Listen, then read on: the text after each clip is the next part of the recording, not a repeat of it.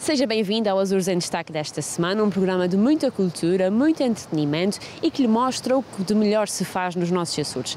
Nós no programa desta semana viemos até ao Concelho da Lagoa, estamos precisamente no passeio marítimo na Lagoa que liga o Portinho de São Pedro e o Largo do Cruzeiro. E é precisamente daqui, desta paisagem magnífica, que nós vamos até à Dona Alda Pereira, ela que nos explicou o processo de confecção das malaçadas, muito famosas durante esta época do Carnaval. Nós, na verdade, não conseguimos acompanhar nenhum evento relacionado com o Carnaval em virtude da pandemia, mas ainda assim não poderíamos deixar de lhe trazer esta receita tão típica. Veja já a seguir.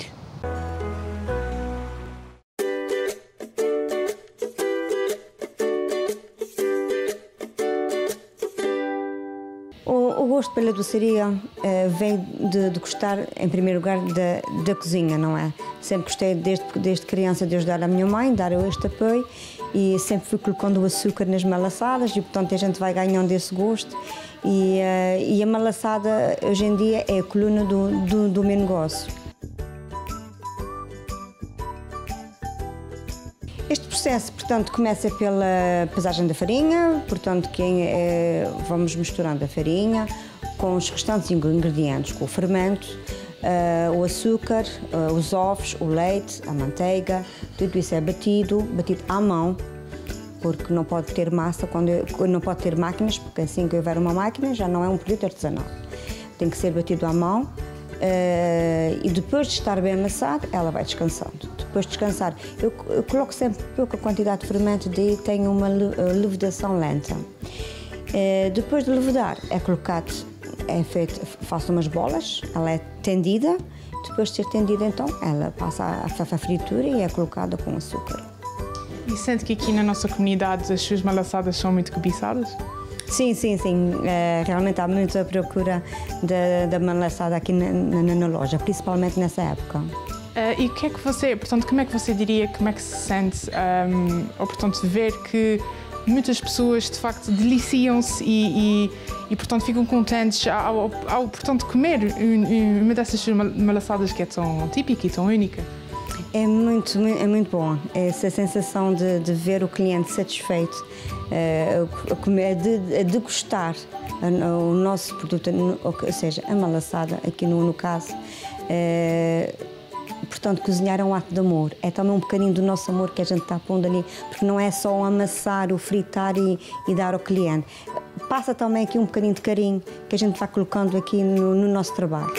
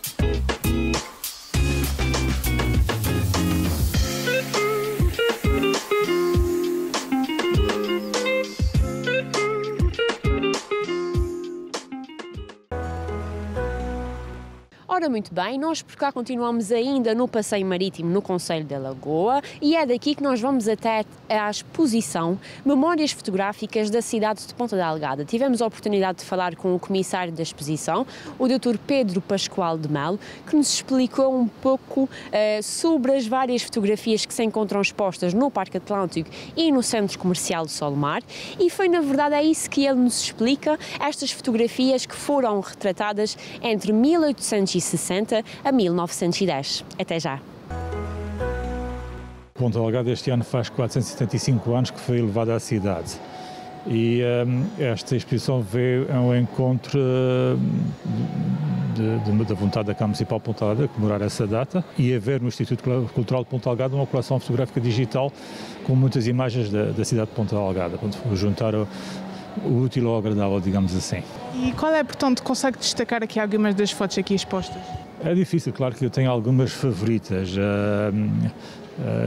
A fotografia que serve de cartaz à exposição, uma fotografia muito interessante, que é da zona das antigas portas da cidade, com muita história para contar.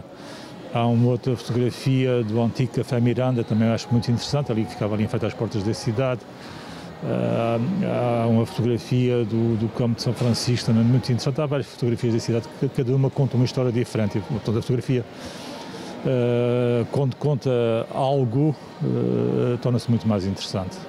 E como é que diria que, portanto, a cidade de Ponta Delgada envelheceu ou como é que se desenvolveu, aliás? A cidade de Ponta Delgada mudou muito. A exposição é balizada por dois eventos.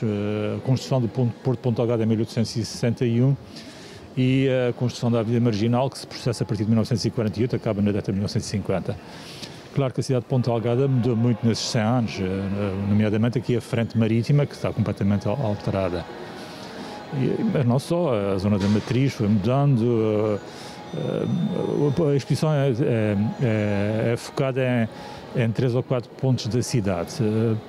Primeiro, a orla marítima, depois o Porto de Ponta Delgada, que é um elemento importante na cidade, e depois a zona do Campo de São Francisco e arredores, Matriz e arredores e São Pedro e arredores.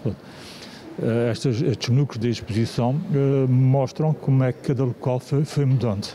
E, portanto, acha que são exposições como esta que, de facto, enaltecem a cidade de Ponta Delgada? Sim, eu acho que sim.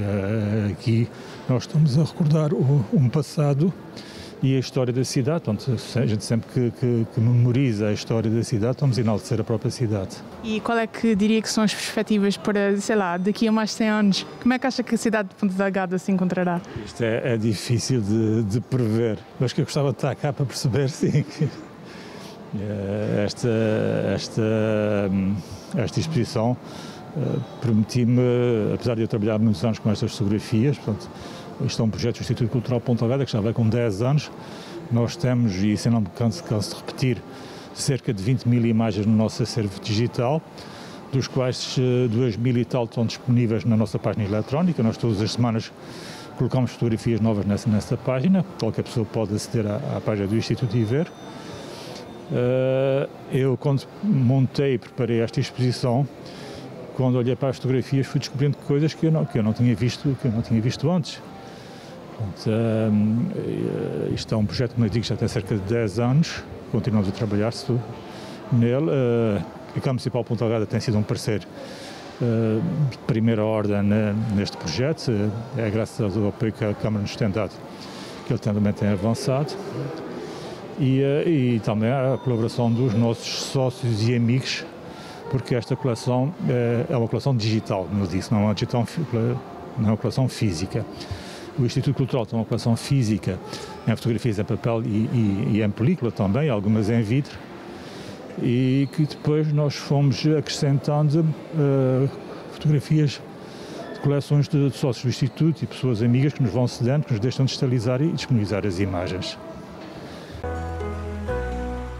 E não perca, já a seguir a um curtinho intervalo, nós tivemos o prazer de ir até ao concelho da Ribeira Grande. É lá que fica situada a fábrica de chá do Porto Formoso e, sem querer desvendar muito mais do que se vai passar a seguir, posso só dizer que poderá haver coisas magníficas. O chá que é, na verdade, um dos nossos produtos típicos da região, e é isso que vai poder ver já a seguir a um breve intervalo.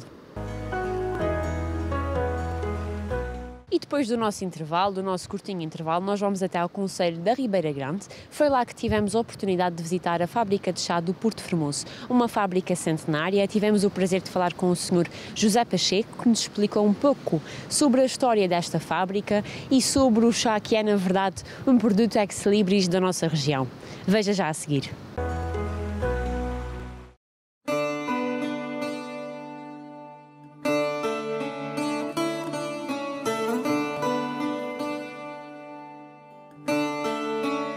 A importância desta fábrica, do chá Porto Formoso e do próprio, toda a cultura agrícola do chá e a transformação industrial tem uma importância económica e social muito grande, principalmente aqui para a costa norte da Ilha de São Miguel, nomeadamente o concelho da Ribeira Grande, porque era uma atividade que dava bastante trabalho, principalmente à mão de obra feminina durante os meses de verão. Não nos podemos esquecer que a colheita do chá é uma colheita sazonal, começa geralmente nos finais de abril e prolonga-se até aos finais de agosto e início de setembro.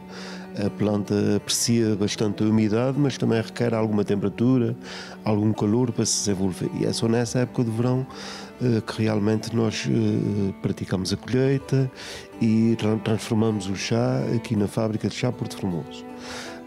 Para além disso, isso é um projeto, a fábrica realmente é centenária, começou a elaborar no início do século XX, ainda por processos manuais, muito incipientes, que era o que se utilizava na época. Nos anos 20 do século XX, todo o processo de fabrico foi mecanizado e a fábrica acabou por encerrar no início dos anos 80, à semelhança de muitas outras que existiam aqui nesta zona, e nós em 2001 reiniciamos o projeto da fábrica de chá de Porto Formoso com uma filosofia diferente, que fosse uma fábrica que produzisse chá de qualidade, que fosse funcional, mas também que fosse agradável a quem nos visita.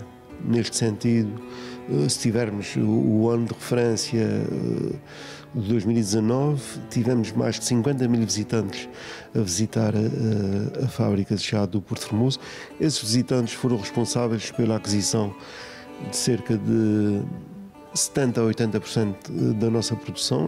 É uma mais-valia, a venda direta do nosso produto, mas todas essas pessoas que nos visitam têm possibilidade de, chegando à fábrica, fazemos um pequeno briefing em que assistem a um pequeno vídeo sobre a colheita e o processo de fabrico no espaço museológico, visitam a zona laboral propriamente dita e têm a oportunidade, que nós oferecemos uma chávena do nosso chá, têm a oportunidade de experimentar o nosso produto na nossa sala de chá rústica, aqui no fim desta visita.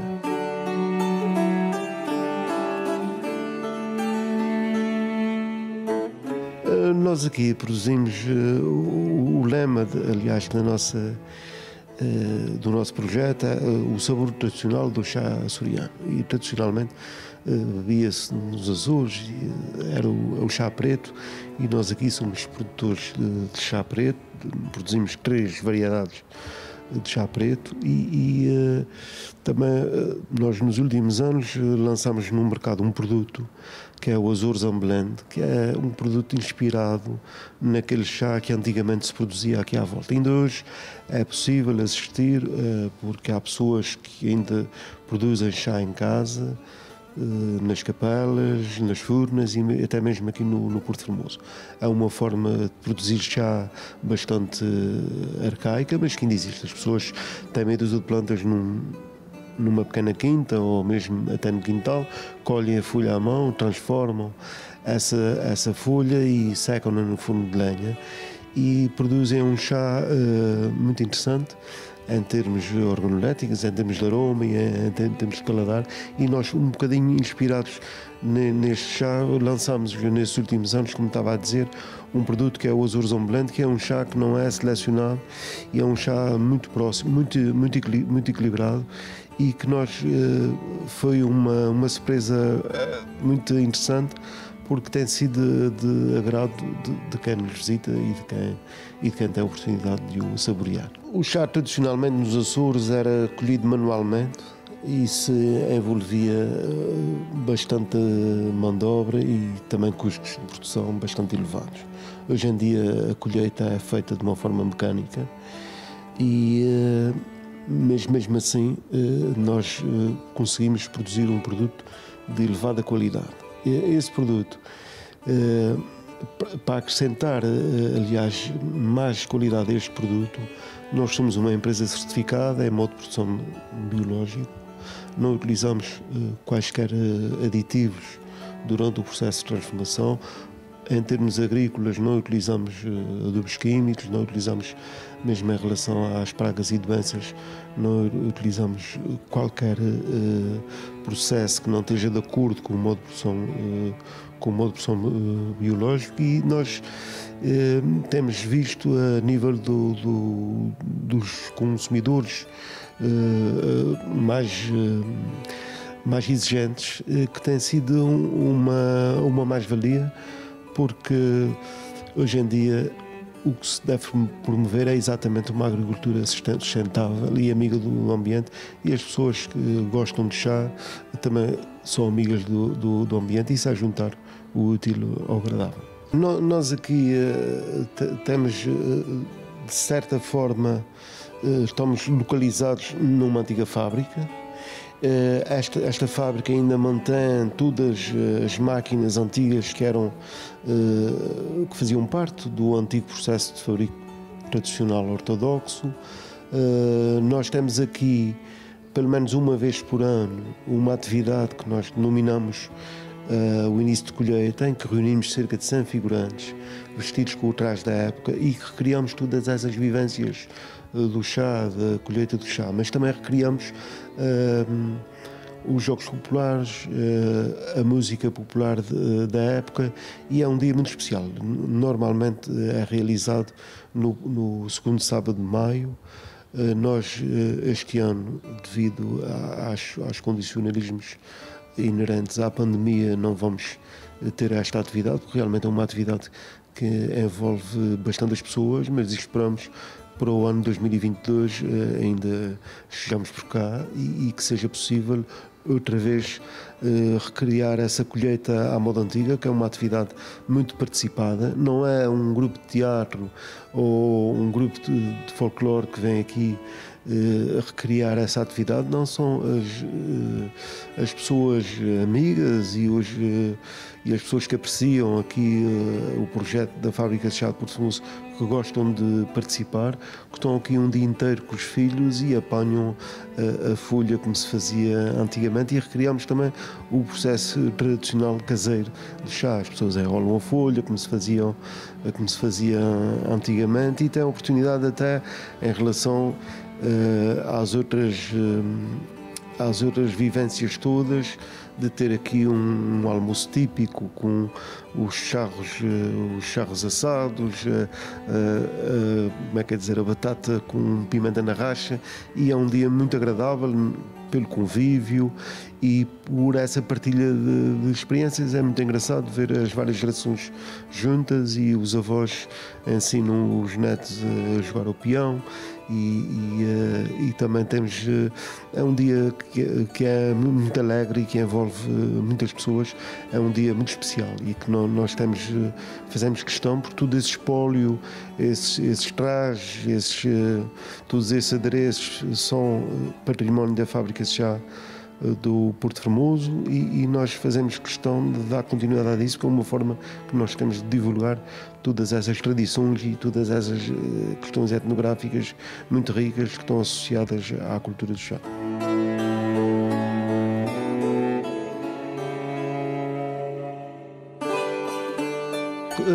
A cozinha tradicional miquelense era o centro da casa do campo, da casa rural.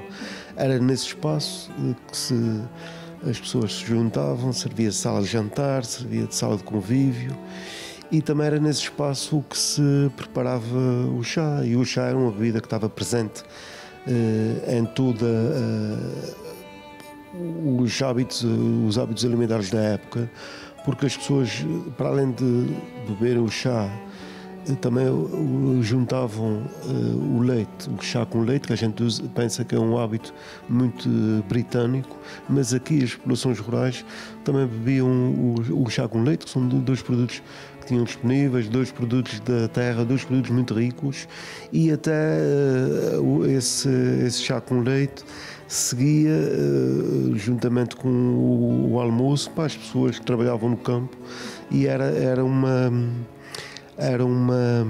bebida que estava presente nos hábitos alimentares. Felizmente, hoje em dia, as pessoas também dão cada vez mais valor aos produtos naturais e aos produtos da terra, e felizmente o chá, aos poucos, também está a entrar nos hábitos alimentares de todos os açorianos e realmente em todo o mundo.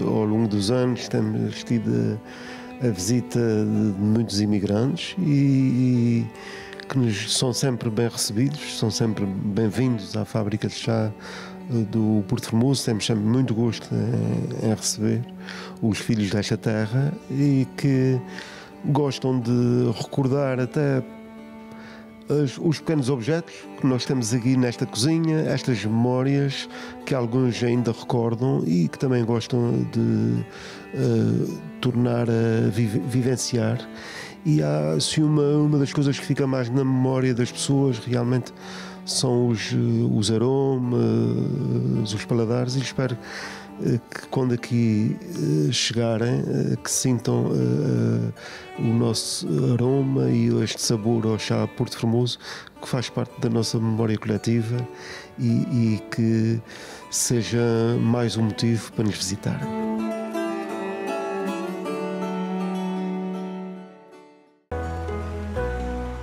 E é com esta magnífica vista que eu vos deixo e que me despeço. Já sabe, se quiser entrar em contacto connosco, poderá fazê-lo através do nosso e-mail azuresendestaque@gmail.com. Quanto a nós, já sabe, vemo-nos para a próxima semana. Até lá, fique bem e haja saúde.